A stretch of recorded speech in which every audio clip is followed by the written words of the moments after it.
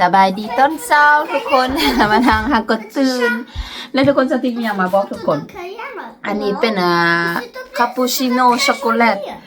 ปกติสติเป็นคนบ่กินกาแฟแล้วมาเจอนี่ละแซ่บที่สุดเป็นรสชาติที่มันถึกปากว่าซั่นซะ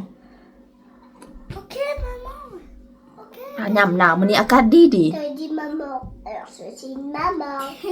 rigole.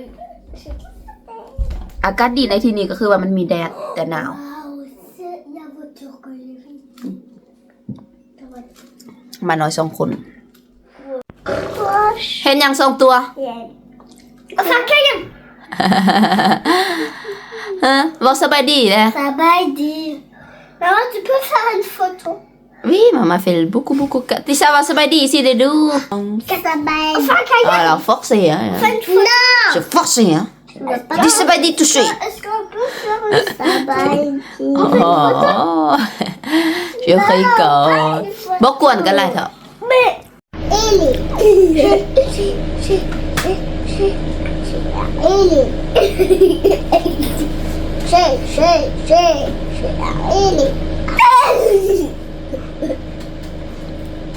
T'as fini ta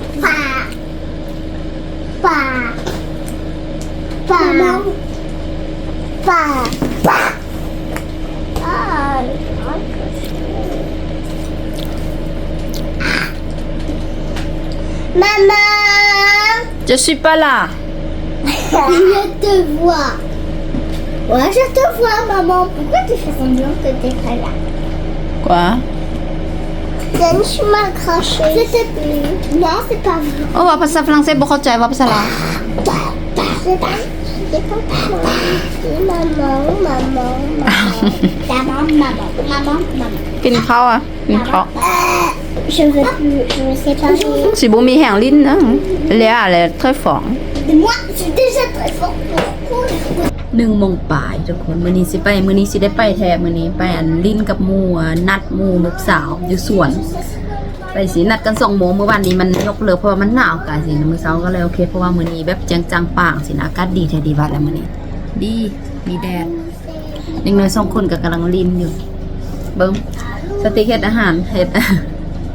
ฮ็ดหมูคาราเมลให้เด็กน้อยแต่บ่กินเขาบ่กินบางมื้อเขาก็กินบางมื้อเขาก็บ่กินแซ่บไม่ชอบจิบบ่หิวประมาณ4 โมงพุ่นแหละ3 โมงครึ่ง4 โมงแล้วจังกิน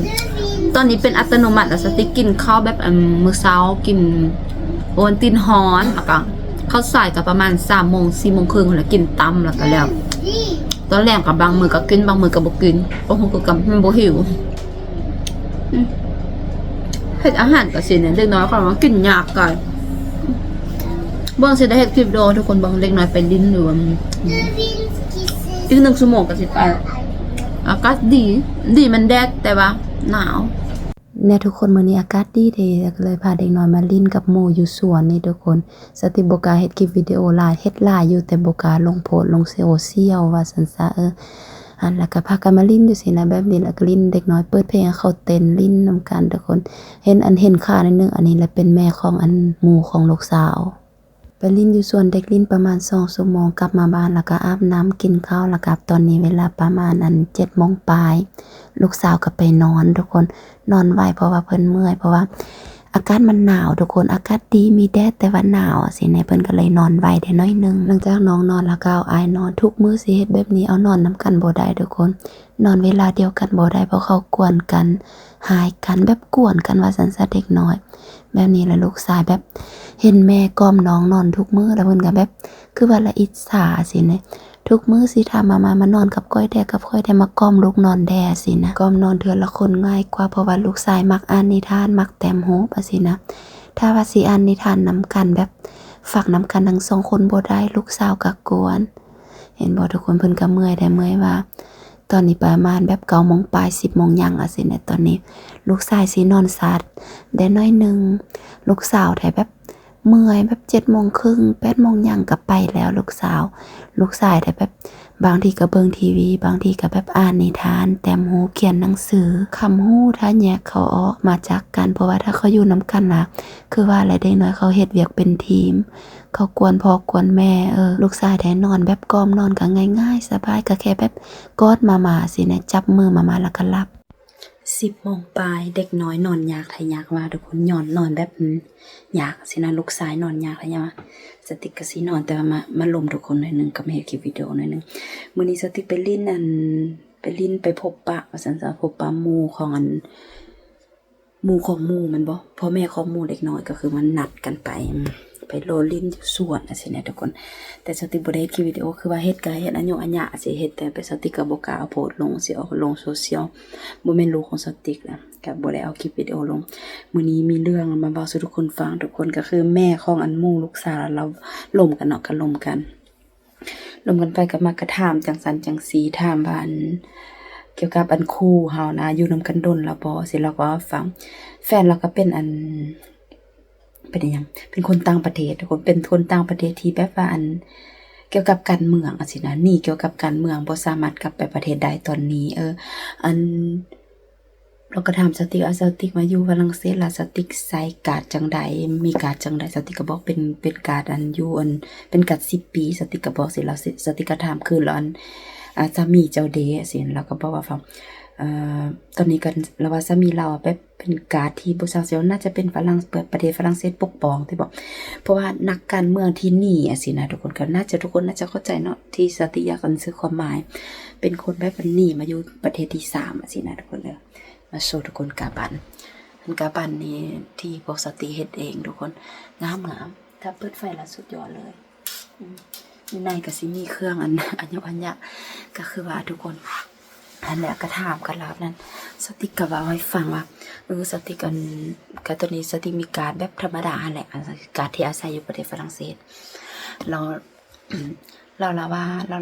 ถามสติว่าสติบ่อยากขอสัญชาติฝรั่งเศสบ่สติก็ว่าบ่คิดเถื่อสติว่าบ่คิดเถื่อตอนนี้แต่ตอนนี้บ่คิดเถื่อหั่นแหละสติก็บ่ได้ว่าบ่อยากได้สติว่ายังบ่ได้คิดเถื่อตอนนี้สินะเพราะว่ามันยากขึ้นหลายเพราะว่าตอนนี้พวกแฟนของเราล่ะกำลังเฮ็ดเอกสารยากที่สุดแล้วว่ายากแท้กฎมันเปลี่ยนใหม่หลายว่าซั่นซะเป็นประเทศหยังสติเว้าชื่อบ่ได้ทุกคนประเทศอยู่แอฟริกาอยู่แอฟริกาอยู่นะอยู่แอฟริกาพุ่นอยู่อีกทวีปนึงพุ่นหั่นล่ะทุกคนเราก็ทำสติแล้วว่าได้การรายปีแล้วก็ดีเราว่าสิล่ะลงไปลงมาเราเว้าสติฟังเกี่ยวกับเรื่องเราเว้าออกมาแบบอัตโนมัติเลยนะทุกคนเพราะว่า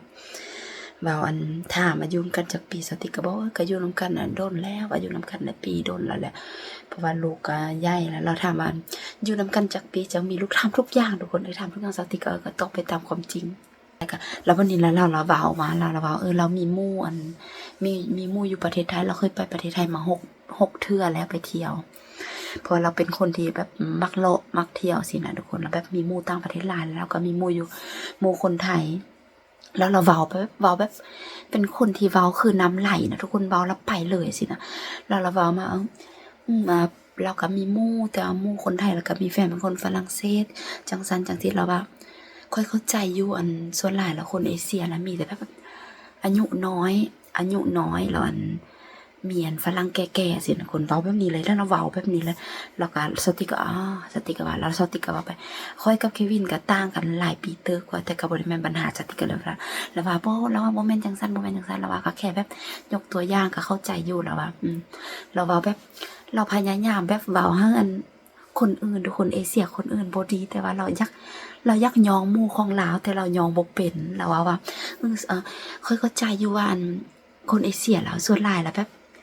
ผู้งามเราจอนสินะผู้งามแบบผู้งามแล้วมาอยู่กับฝรั่งแก่ๆอายุหลายสิเราก็บ่ได้แก่ๆแต่ละสติมาเว้าแซนอารมณ์นิดนึงแล้วก็เว้าประมาณนั้นแต่ว่าเราเว้าแบบกระสอบเราเป็น conversation เป็นบทสนทนาที่ธรรมดาบ่ได้มีอคติหยังเราเว้าแบบนี้แล้วว่าค่อยมีหมู่เป็นคนใดแต่ว่าหมู่ค่อยละหมู่ค่อยเป็นคนที่จบ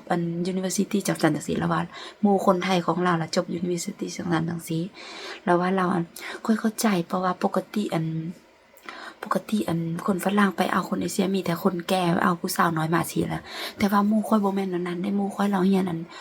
จบอัน University แล้วมีเวียกเฮ็ดแล้วมีหยังซั่นเฮ็ดแล้วมากับแฟนแล้วตอนนี้เลิกกันแล้วสิทุกคนสติก็มีแต่เว้าสติก็โอเคสติก็เว้าแล้วก็ยิ้มไปนั่นแหละตลกแล้วว่าแล้ววันนั้นล่ะสติมาเว้าสู่เควินฟัง เควินว่าโอ้ยเป็นคนที่เว้าแบบอันเว้าอีหยังวะเฮาสิเว้าจังได๋ทุกคนเว้าบ่มี10นะเว้าแล้วมันไปเรื่อยๆนั่นน่ะแต่ก็ถือว่าเป็นคนที่โอเคอยู่แบบเว้าทุกอย่างอะสินะแล้วถามสติว่าสติสติสนิทกับอันแม่ของเด็กน้อยคนอื่นบ่สิสติว่าบ่เพราะว่าสติก็ว่าสติกับผัวฮักก็เปิดใจอันมีหมู่ปีนี้นี่แหละสติก็เว้าตรงมาสติก็เว้าตรงเพราะว่าสติก็บ่เพราะว่าบอกสติบ่ได้มักมีหมู่สิสติว่าบ่